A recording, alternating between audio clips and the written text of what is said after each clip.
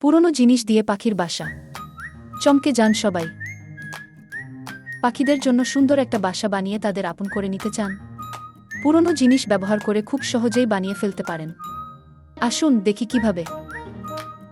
একটা পুরনো কার্ডবোর্ড বাক্স, বাঁশের কঞ্চি অথবা গাছের ডাল, কাঁচি বা ছুরি, আঠা, আর কিছু রং। এছাড়া কিছু পুরনো কাপড় বা খড়কুটো লাগবে পাখির বাসার আরামের জন্য। প্রথমে কার্ডবোর্ড বাক্সটি ভালোভাবে জুড়ে নিন। বাক্সের একপাশে পাখির ঢোকার জন্য একটি গোল করে কেটে নিন। খেয়াল রাখবেন ছিদ্রটি যেন খুব বড় না হয়, যাতে অন্য কোনো প্রাণী ভেতরে ঢুকতে না পারে।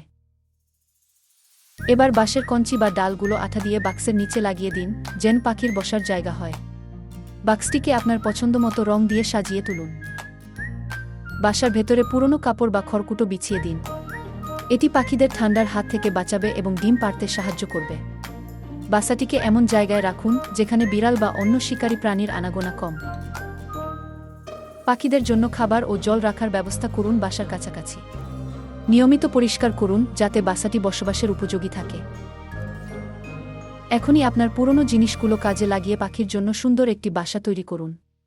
আমাদের ভিডিওটি ভালো লাগলে লাইক করুন, বন্ধুদের সাথে শেয়ার করুন এবং নতুন নতুন আইডিয়ার জন্য আমাদের চ্যানেলটি সাবস্ক্রাইব করুন।